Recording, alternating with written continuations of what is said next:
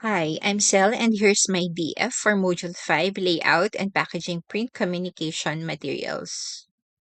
Why is it important that we lay out and package our communication materials well?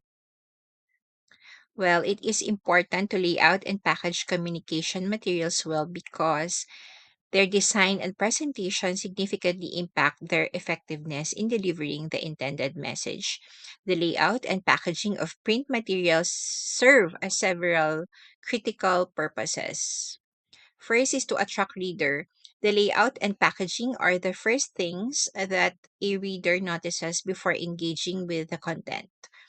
A well designed document grabs attention and encourages the reader to explore the material further. For example, a leaflet with an eye catching cover, attractive visuals, and a clear title is more likely to be picked up and read than a plain text heavy document. Number two, enhance visual impact. A good layout enhances the visual appeal of the document, making it more engaging and less intimidating for the reader. This is especially important for complex or technical materials. For instance, using white spaces, headings, subheadings, and illustrations can make a lengthy technical report easier to navigate and understand. Number three, support readability. Proper layout and packaging help organize information logically, making it easier for the reader to follow the flow of ideas and understand the message. For example, aligning text using consistent formatting and placing visuals near relevant text can improve comprehension. Number four, ensure accessibility. A well packaged document is more accessible to the intended audience. This includes using appropriate typefaces, type sizes, and colors that suit the audience preferences and needs.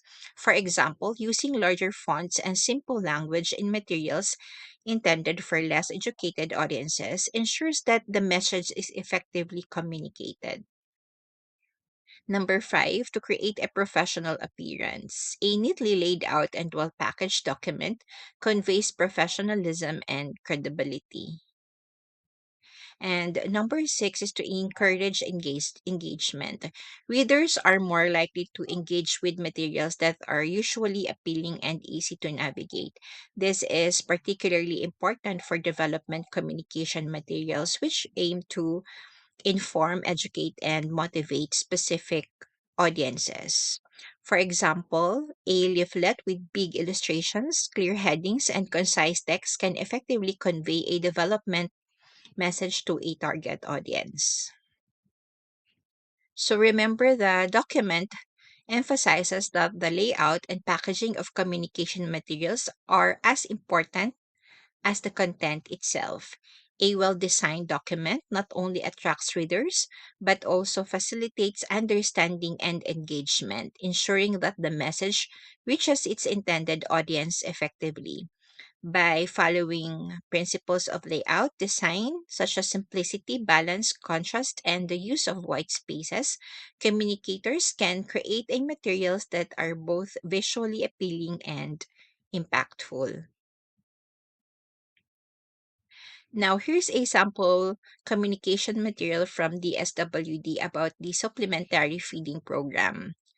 The good points in the layout and packaging. First is it has clear structure. It has a clear structure with sections. The use of headings, subheadings, and sections are there to ensure that the information is presented logically and easy to follow. Number two, it is concise. The articles are usually short and to the point, which is ideal for readers who may not have much time to read lengthy content. Number three, the use of visuals. Include visuals such as images or illustrations to enhance visual appeal and support the content. This makes the material more engaging and easier to understand. Number four, target content or targeted content designed for a specific audience. This ensures that the content is relevant and meaningful to the readers. And next is number five, professional appearance. The use of standard type sizes 10 to 12 point for body text and larger sizes for headings and appropriate typefaces. Example, the serif fonts for body text and sans serif fonts for headings contributes to a professional and polished look. Number six, effective use of white spaces or space. White spaces are used to break up large blocks of text, making it visually appealing, easier to read as well. For the areas for improvement, I would say that it is overcrowded. We need to avoid overcrowding. While it aims to provide concise information, there is a risk of overcrowding the pages with too much text or visuals. This can make the material overwhelming and difficult to read or understand. To improve, we have to ensure that there is a balance between text and visuals and use white spaces effectively. And secondly, the use of graphics. I find the graphics should be used strategically to support the message rather than distract from it. It has used too many visuals on a single page. So that's it. Thank you.